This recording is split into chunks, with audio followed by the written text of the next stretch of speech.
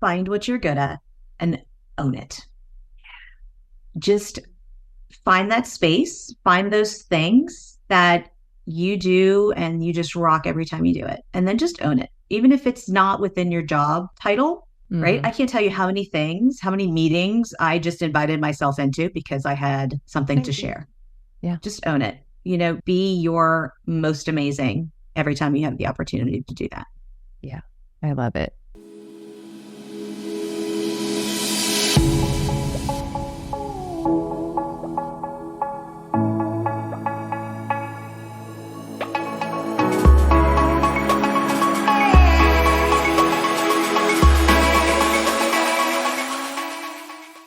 Welcome back to the Bombshell Business Podcast. I'm your host, Amber Hurdle, and today I am ridiculously excited to introduce you to someone who means the world to me for so many reasons. So before I read her bio, I just want to let you know that this person is somebody I actually met when I was speaking in her hood, Mhm. and she was one of the leaders of that particular conference. I fell in love with her. I'd like to think she fell in love with me. We became friends. She did my first Velvet Machete Leadership Academy, attended the Invincible Women Leadership Retreat that we did like right as things were Mhm. getting better with COVID. And then I'm going to read her bio because there's more information to share about Adrienne at the end of this whole little bio situation. So, cliffhanger. All right, here's the official part. Adrienne Roth is a seasoned professional with a rich history in human resources. Adrienne's journey has been marked with a steadfast commitment to recruiting, training, and development, employee engagement, and company culture. So many of my favorite things. As a senior certified professional and a longstanding member of the Society of Human Resource Management, some of y'all know that as SHRM, Adrienne brings a wealth of expertise to the field. She leverages her MBA to deliver a strategic and bottom line focused perspective with a passion for training as a former teacher. She's a dedicated volunteer at the Boy Scouts of America, served as a national officer for Zeta Tau Alpha fraternity, and is a proud member, get this, of the Sirens of New Orleans, a dancing philanthropic mermaid troupe. Google it, I'm telling you. Adrienne Roth stands at the intersection of experience, expertise, and enthusiasm, which is why I am also happy to announce she is the director of training for Employer Brand Central. If y'all don't know what that is, that's my other company where we make sure that companies, small and mid-market companies, have all of the tools and the resources and the strategy that the big boys have so you can make more money or save more money. Okay, so she's a director of training. And today we're going to explore the world of human resources through her lens, where every interaction is an opportunity for growth, empowerment, and ultimately, we believe at EBC, profitability and customer loyalty. She's also super crazy fun to shop with. Welcome to the Bombshell Business Podcast, Adrienne. Thank you. I'm so excited. So, can I tell Very a excited. story on you real quick? Okay. Okay. So we were shopping. We had the EBC, the Employer Brand Central Leadership Retreat in Venice, where I live. And so we went shopping in Sarasota after we went kayaking in the mangrove tunnels with the manatees. And while we were waiting for some flights to come or whatever. And so we were like shopping for body types and style and all that kind of stuff. Me and Brandy, our COO, and Adrienne. And then we go into the Express. Express, yeah. It was Express. And I'm pulling outfits for her. And okay, if you're a bombshell boy, sorry, but you're going to have to hear this. But chicks that are listening, my bombshell's like, Adrienne's got a banging body. Okay. So I'm dressing her to her body. Maybe not the most professional, but definitely like this is a date night outfit, at least for Hmm. sure. And she's like, I don't know. I'm not sure. They're like pleather pants, like pleather brown pants, like an orangey. It was just beautiful. She had the sweater on. I mean, she just looked amazing. She's like, I don't know. Y'all, she drew a whole freaking crowd. Like, first, these two women walked past. They're like, girl. Yes, that's it, girl. You work those pants. And Hmm. then the staff comes out, like three staff members come out, and they're like, oh, yeah, totally. That's you. It looks amazing. You look ballin'. And then a man comes by and he was like, yes, girl, do that. And so I was like, that's my girl right there. That's my girl. Stopped the show in the middle of an Yeah. express. I have to tell on you. Fair enough. Okay. Fair enough. And although I didn't go home with anything that we looked at that day from Express, I Not from Express. did venture, not from Express, I did venture over to White House Black Market and I got my pair of black leather ones Yeah. and then like a corset and a one-armed kind of flowy shirt for Christmas that I wore. Yeah. So Okay. channeling a little bit of the learning and bringing it Okay. I forward. So like it. Yeah. yeah. So as you can tell, fashion is a high priority at Employer Brand Central. Just kidding. No, so what I love about all of us though is we're crazy professional, but we all have our kind of like something something flair. And I just felt like that was a moment where that just totally came out in you. And I was like, what's happening right now? She's shutting down the mall. Okay. We've got Kim Kardashian in Express right now, only it's Adrienne Roth. So Leads me. okay. So now we've covered fashion. Let's talk HR. Yes. So your background isn't just strictly HR. So can you just walk us through kind of high level what pieces of your career finally came together where you went all in, you have the highest SHRM certification, like yeah. you're all in. You're Yeah. I'm not going to get into it. I'm going to shut up. All my stuff. So much stuff. Yeah, I'm very involved. I like to give back to the profession. That's definitely the case. So yeah, we started in I came into HR sideways, right? I was working retail as an assistant general manager and I was in charge of the training. So it was training is the common thread all the way through. So I started with the training and then I started with recruiting and looking at doing the interviews for the sales associates. Then I kind of shifted gears a little bit and got into the training, teaching, like actual teaching with middle school kids. Loved doing that and then shifted that over into corporate training. It's just where I felt like I could be more useful. Working with the kids was great, but I felt more of a calling to the professional side of things. So like learning. Adult learning for sure. So worked with a company and started with their management development training.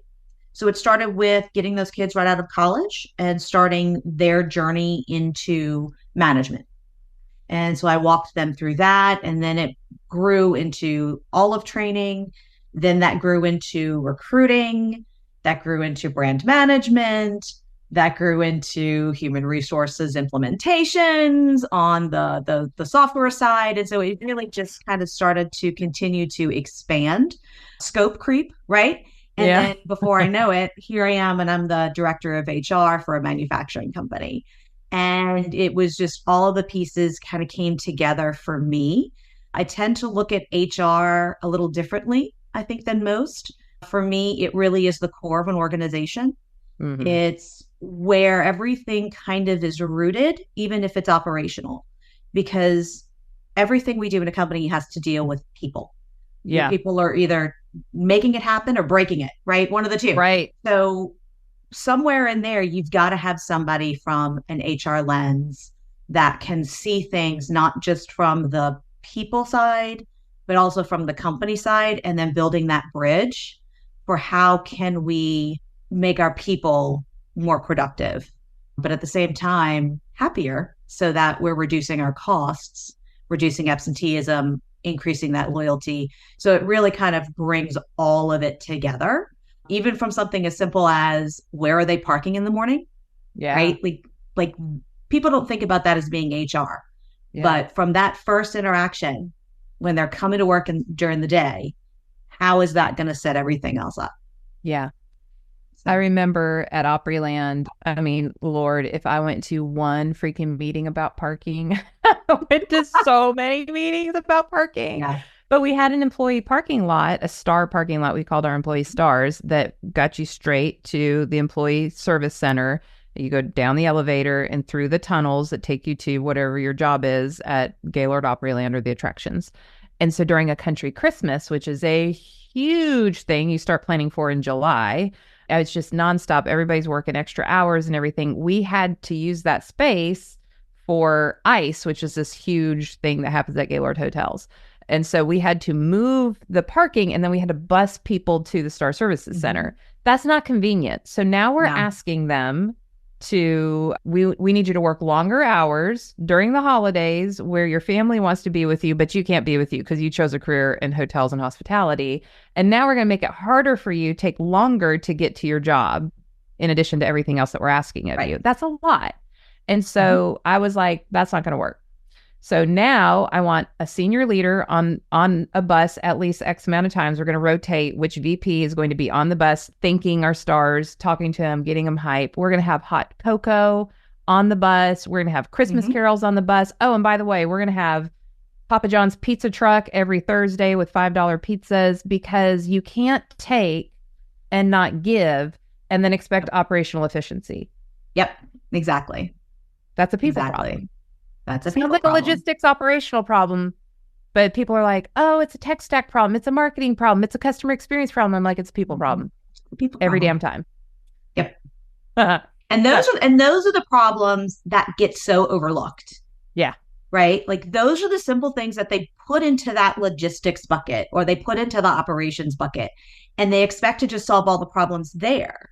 Where having HR in those strategy meetings, having HR in the just in those executive leadership team meetings Yes. and looking at it from the employee experience Yeah. view can really add so much. And we would actually start solving other problems. Like we would be in there to talk about, an operational issue. And then I was like, well, wait, but do we see how all of these other things are connected? Yeah. And at that point, now we're solving a problem that we hadn't even realized was a problem until we started looking at, how all those dominoes were going to fall. So why Adrienne? So if I call her Age, that's our nickname for her. So forgive me if I Yeah. said Adrienne. Why do you think the HR has been kind of siloed into, oh, you're over there, you handle payroll, like, fair, square, and legal, OSHA, like all that kind of stuff. Yep.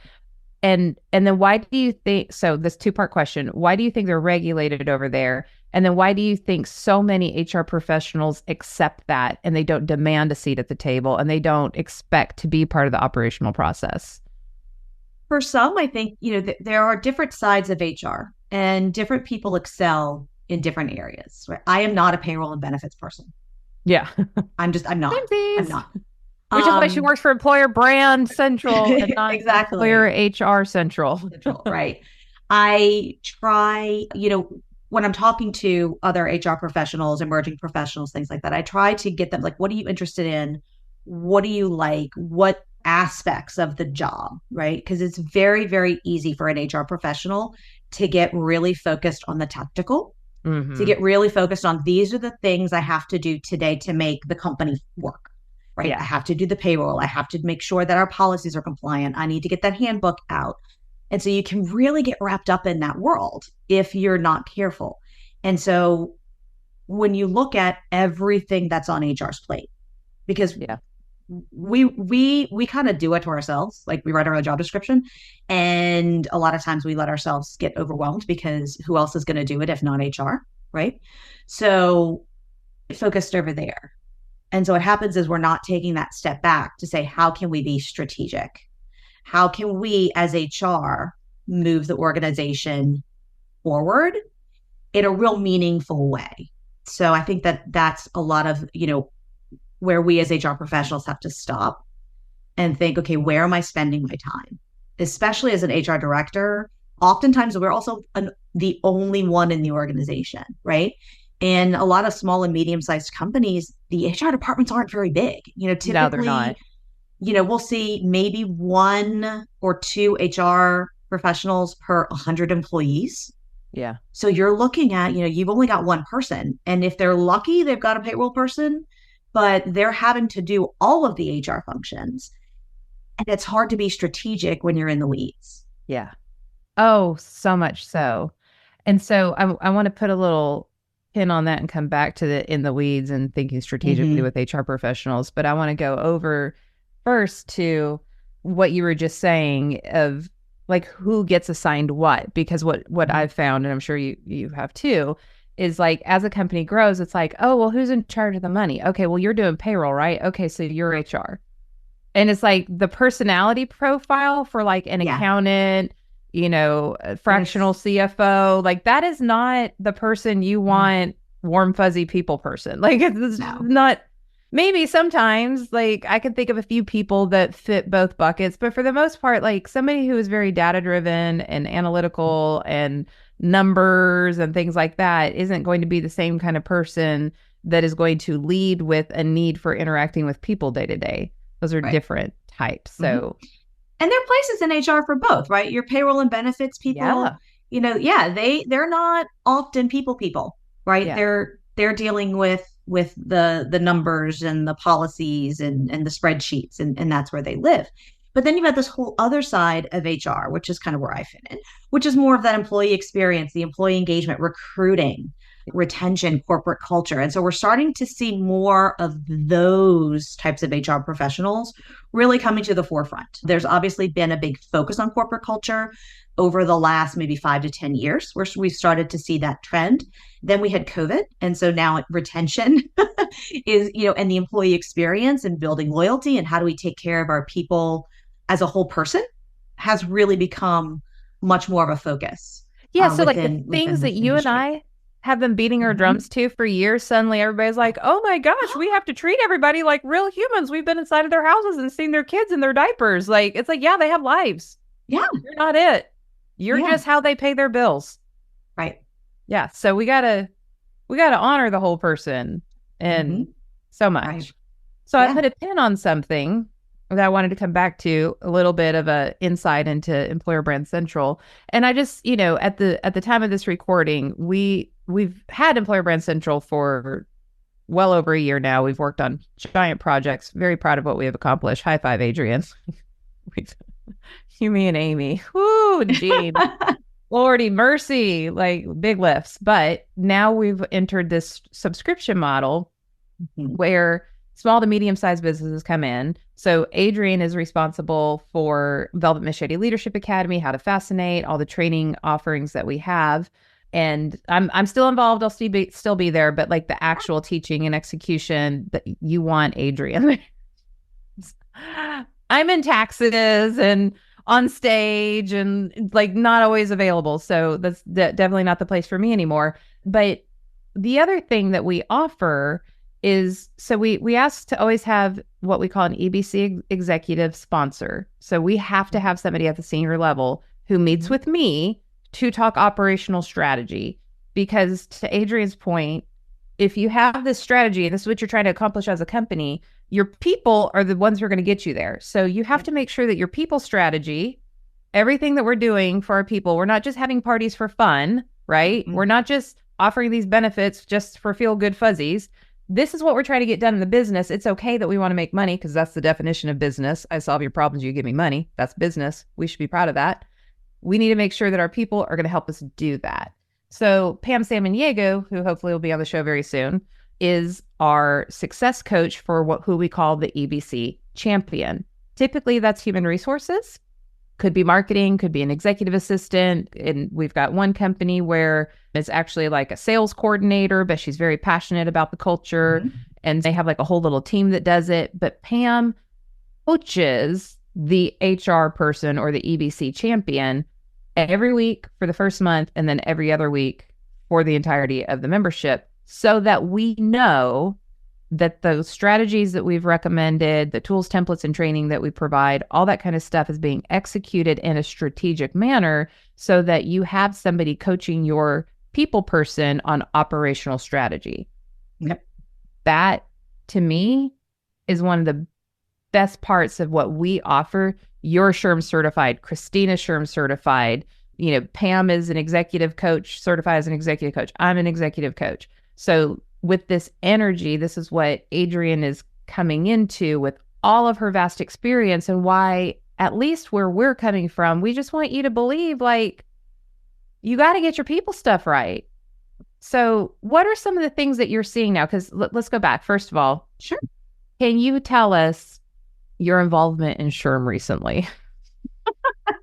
So I've been a member of SHRM since 2014 and started locally at my local chapter in the national organization and got onto the board here, started with communication, moved into professional development, and then just finished up my 1 year term as president of NOLA SHRM. So it's the New Orleans President of New chapter. Orleans SHRM. President of President. New Orleans SHRM. Mhm. Yeah. And so now finish that up. So I'll be past president this year. And while I'm doing that, I'm going to move up to the state council. So I'll be on the Louisiana SHRM State Council as their professional development director. So definitely focusing on how we can build the learning for our HR professionals and giving them what they need. Okay. So can you just see why I'm salivating at the mouth that Adrienne is on the team? Because she is passionate and in the HR industry. So when we're like, hey, give us your HR people, we're going to bring them into that executive thinking, that operational thinking. Mm-hmm. Adrienne is literally in her volunteer time doing the same thing. So my next question for you is, I deal with a lot of the CEOs, mm-hmm. and they're frustrated that their HR person, quote, doesn't get it, or like they're just not on the same page, or they feel like they have to pull them along. And then I talk to the HR person, they're like, oh my God, we're hiring 9,000 people. I have to run background checks. Like there's this laundry to-do list. So what are you seeing? Let's just say the past 18 months, because we won't even count wonky COVID. Oh yeah. Past 18 months, what have you seen are the common struggles for HR professionals in these more small to mid-sized businesses? Sure. Yeah. Recruiting, right? It's just with the turnover post-COVID, with the interesting expectations of employees, right? Because they've all come back to work, and it's a little bit of a different mindset. Yeah. And then at the same time, we've also had a generational shift. Yeah. Right. So you've got your Xers are kind of more mid-career. And so we're starting to see more of the Gen Zs come in. And so it's a different type of expectation. And so there's a battle kind of happening right there with the recruiting. And it's, well, this is what our offer is. And they're saying, well, but we want this. And you're like, wait, what do you mean? So we're seeing things like unlimited PTO, which I think before COVID was like not even a thing, right? So we're seeing more unlimited PTO plans, definitely more wellness, talking like we talked before, that whole person, right? The perks and the benefits. We're seeing employees that will leave a company for less money if they perceive the work-life balance is going to be better. All I can offer everybody. That's it. I'm like, here's a club membership and you can do whatever you want to as long as you get your work done. Like that's the benefit of working for me. But yeah, I mean, that's what we're seeing a lot of, and there's the hybrid workforce. People are trying to get people back into the office. Sometimes it works, sometimes it doesn't. There are people that need to be in the office, right? I have a friend that his company is fully remote, but they have an office. And there are like 2 people that go into the office every single day because they function better in that space. Yeah.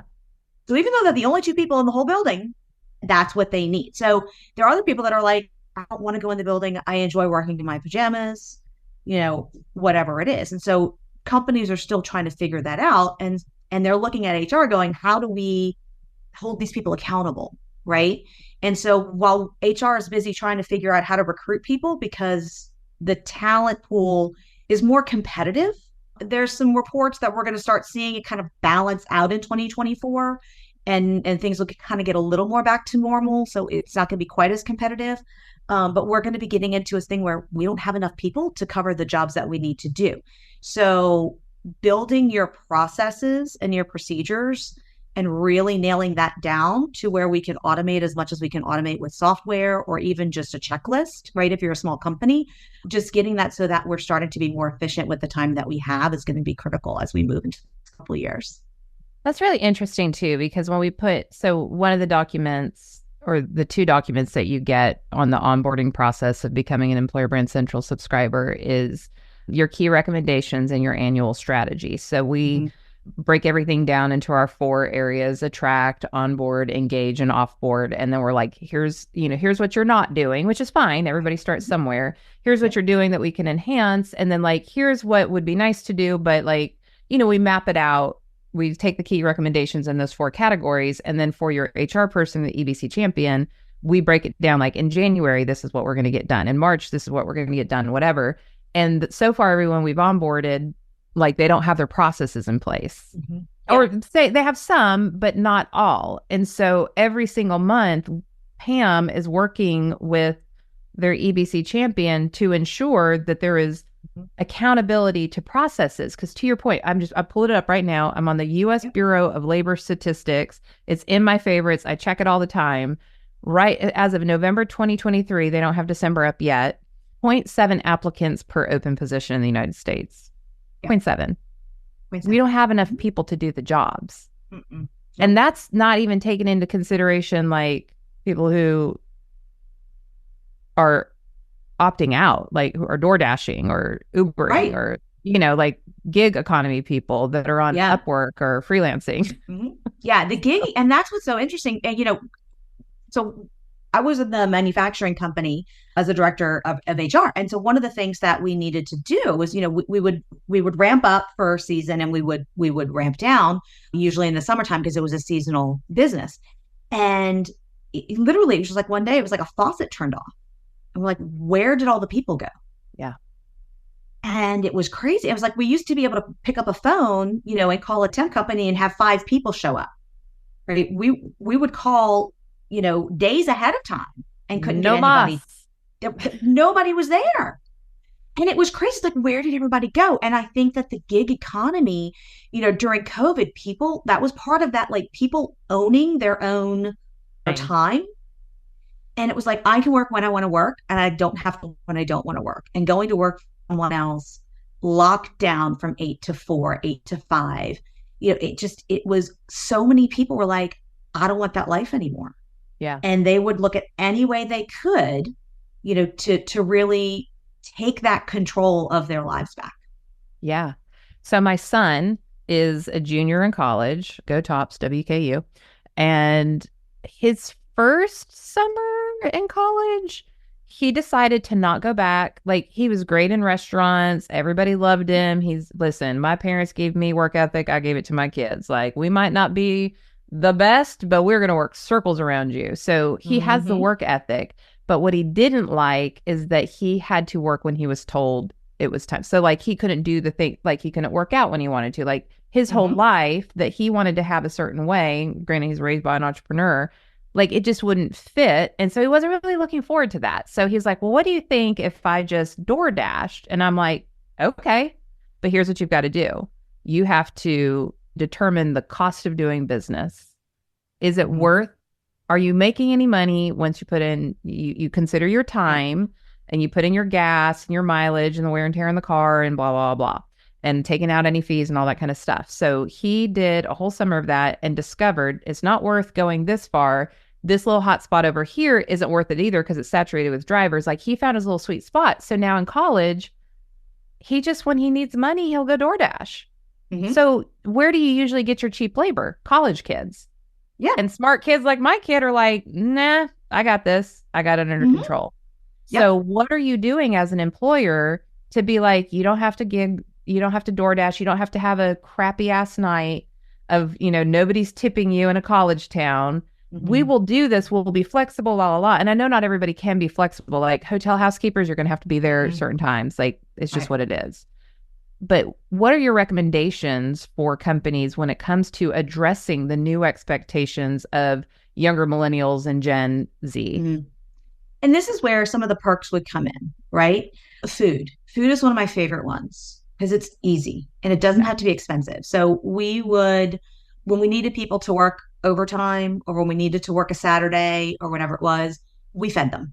Yeah. Just, we would order 20 pizzas, feed everybody lunch, right? It's a minimal expense. Yeah. I mean, and the dividends, like the return on that, pizza are great because we would see it on our Indeed, right? Reviews. You got to work on Saturday, but they feed you pizza. Yeah. Okay. We would do food truck Fridays. We would bring in, every Friday, the first Friday of every month, we would do a food truck or we would do a barbecue. If it was a particularly, if it'd been a stressful week, the machines were breaking down, things like that. Anything we could do to build that morale. And it doesn't have to be huge. I would stand out in the foyer, right? And just say hello to people. Right. Get highly to know visible leaders. That's one of our mantras at EBC. Know their names. Yeah. Right. Know who these people are. Know how long they've been working for you. Right. If their kids have been sick, right. Ask after them. Care about your people. It's so much of this can just go back to caring about the people, genuinely caring about your employees can go so far and it costs absolutely nothing. And I think that ties into like that sense of belonging. And, DEIB is like a thing and people are like, it was political and, all that kind of stuff. Like some parts of the country, it's like, it's expected. And other parts of the country, it's like, I'm going to hire who the most qualified person is. It's like, you missed the boat, dude. That's not even our chick. Like, that's not what DEIB is even about. Like, it's not about quotas or things. It's like, do I have a sense of belonging when I come to work? Can I show up as my whole self? Like, can I come as me? Right. Or do I have to mask when I come to work? And I know, people think of race or gender identity or, whatever all those other things are that could be polarizing depending on what you believe or think or where you were raised or whatever, and what side of the aisle that you're on, unfortunately. But when I think of just being a neurodivergent person, in every job I've been successful at, which I've been successful at almost all of them, but I picked my company as somebody who clearly is entrepreneurial. Can I operate with my ADD here and not feel shame around it? Can I be my freaking creative genius self and then maybe suck at these things over here because they want this and they understand they're going to have to deal with this? Right. Like, are you good with the fact that I will email you back at 2 a.m.? I will have a whole conversation with you at 2 a.m. I will take my laptop on vacation and I will hammer out at a McDonald's Wi-Fi if you need me to get something out as a global communicator. But don't expect me to have my butt in the seat at 8 a.m. Like, it's those kind of trade-offs that I'm like, I belong here. They've made space for how I work best, for how I'm wired. Am I respected as a woman? Do I have a seat at the table? Do I get to be a real leader, or is that just a title as a woman? And I know some of my bombshell boys were like, what do you mean? That's a whole other episode. But then imagine being gay. Yeah. Can you be gay openly at work and feel safe to be you? Right. Would you say that I think a lot of the business owners we work with are just great human beings. They're like, of course, everybody's welcome. But do all of your leaders know how to create that environment? And I think it's interesting because, in HR, there's a whole lot of confidentiality and you can't talk about this and you can't talk about that. And so when you get issues, that come up where it's like, I don't feel comfortable at work. Right. Yeah. And you have to obviously handle that with empathy and compassion. But at the same time, you got to know what your leadership team is going to be like, which, where it's like, okay, if I bring this to them, where it's like, we need to work on our inclusivity and we need to work on our belonging and how people feel, like, how is that going to be how are they going to respond to kind of to that initiative, so to speak? Right. And then making sure that we're creating a plan that's not just, oh, well, this is just what's happening. This is the flavor of the moment, right?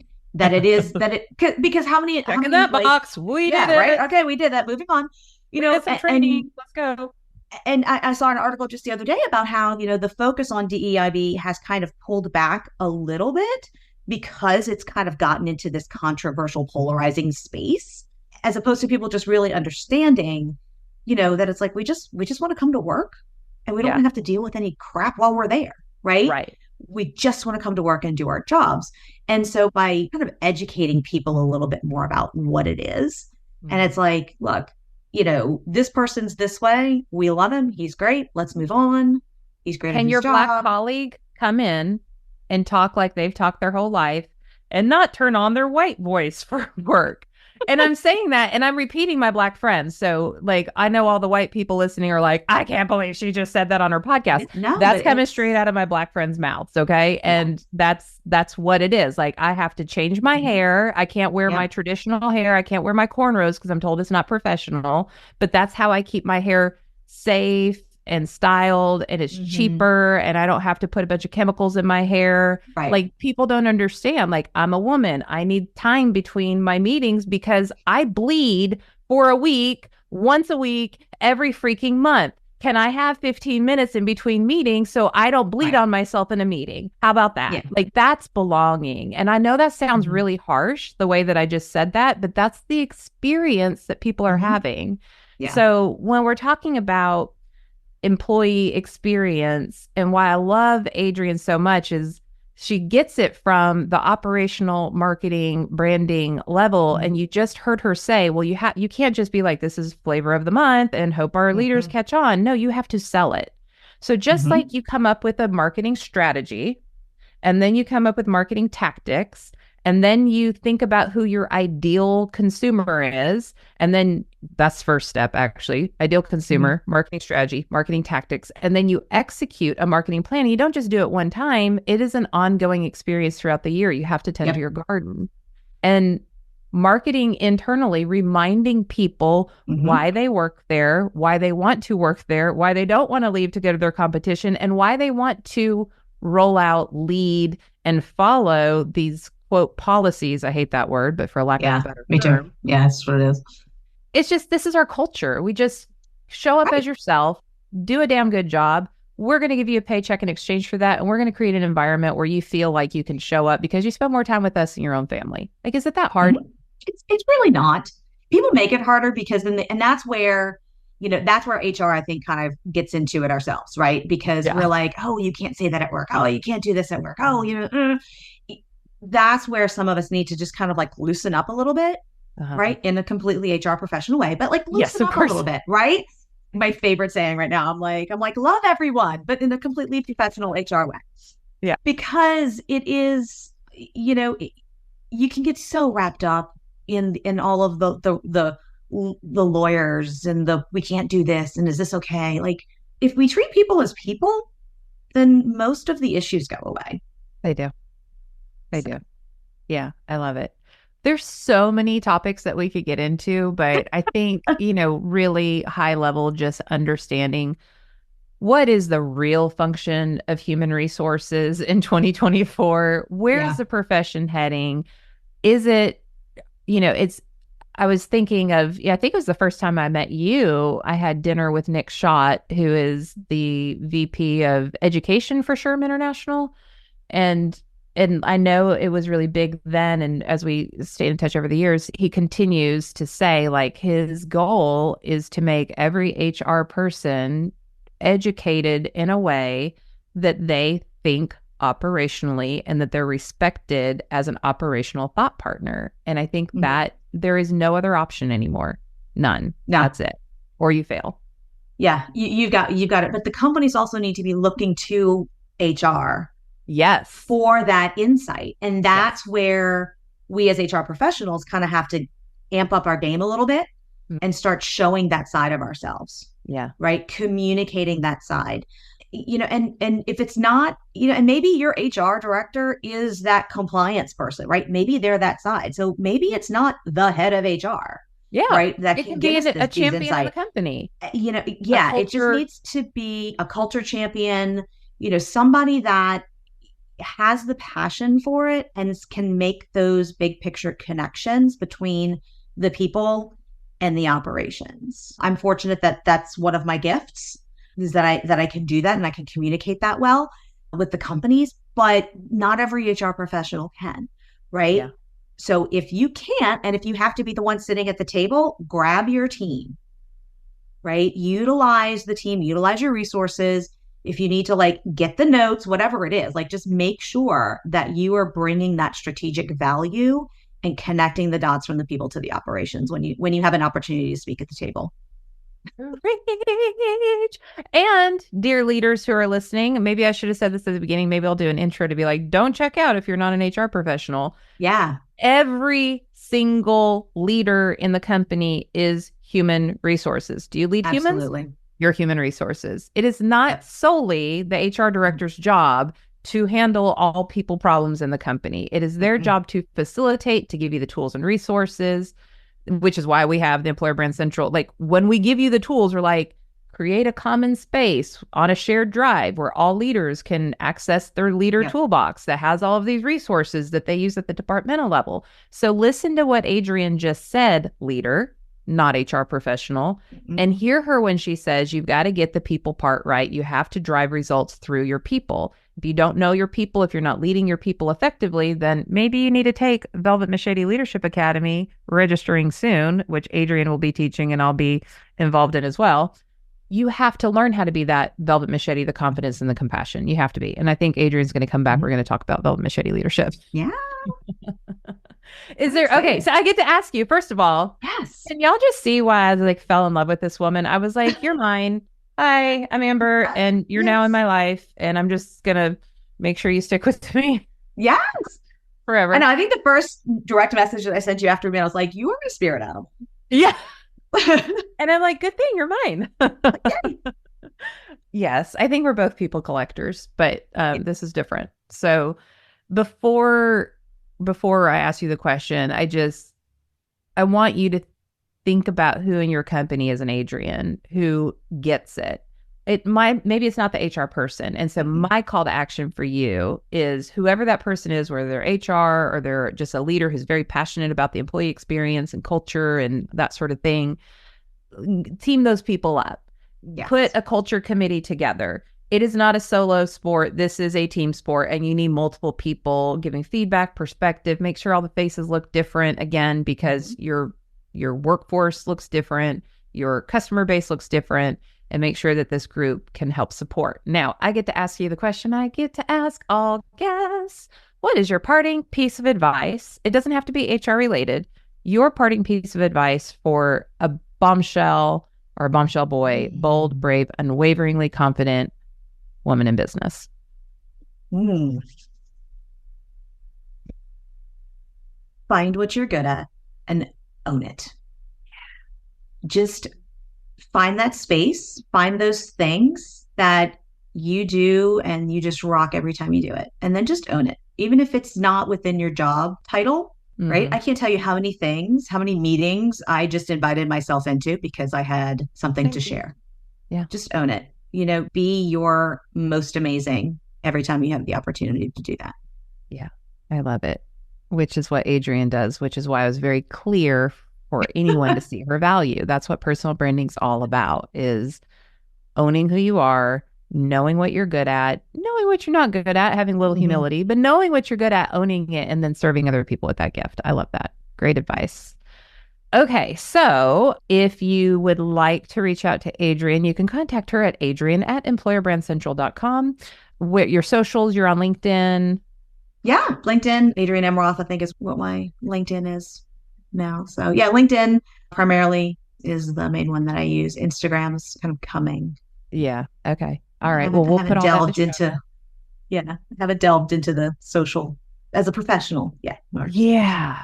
Yeah. Social media can just be such a time suck, but here we are Yeah. doing it. So, like, I love everybody else's content. I just wanted to put it out myself. So, Mhm. okay. So, I hope this episode was helpful. I think it's really important to think about these things as we are in the Mhm. earlier stages of the new year. More to come on the things that we are doing that can help you and your company at affordable rates, of course. That is so important to me as a business owner to know, like, you want to do these things, but it's just too expensive. So that's why we have things the way that we have. So more to come on that, Mhm. and more to come with me and Adrienne, who will be coming back and we'll be Yes. talking about leadership and what that's like in the year of our Lord 2024. And I Woohoo. guess that's it. You got Mardi Awesome. Well, Gras thanks coming so up. much. Gonna be Yeah, it dancing? starts on the 6th. Carnival season kicks off with the January 6th, the Epiphany, and then it rolls until February 13th. So Okay. So we're still like, we're kind of like low keying it right now. We're not like crazy out there with Employer Brand Central, no, no, but not at all. In fact, it is very much still Christmas. All the decorations are still up. They don't until Saturday. It's very specific. King cakes, you can pre-order them, but do not consume until Feast of the Magi on yeah, Saturday, the 6th. That is if you eat king cake before the it's about, Epiphany, you can't. bad things will happen. It's all a Bad. bad juju. Cannot do that. Yes. So Yes. yes, and then so we'll start with parades on the 6th, and then it's just carnival celebrations at that point. So no major parades. It kind of is just the local celebrations, balls, coronations, all of the kind of behind the scenes stuff, and then parades will start in earnest. Around the 20th, we'll have like one, and then the 27th we'll have one, and then it's like a whole weekend, and then it'll be a couple days off, and then every night. So Yeah. No it's pressure. fun. Yeah, no, it's fine. It's It's only fine. once a year. You have a whole year to Yeah. recover. We're It's only fine. we're only dancing in two this year, so it's good. Okay. So And Friday we and might share Friday. some of those on EBC social media so you can Oh see yeah, sure. Adrienne and all of her mermaid glory. Mermaid. You have to pick me out. It's, it's all heavily costumed. Yes, yes. I catch you every time. I'm like, there she is. Yes.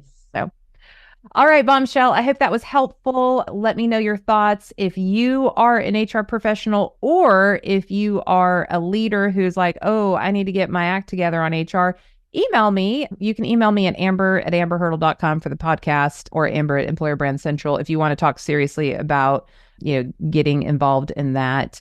But I love hearing from you. It's really important to me. We're going to make a few more or kind of go back to some of the original things we did with the podcast.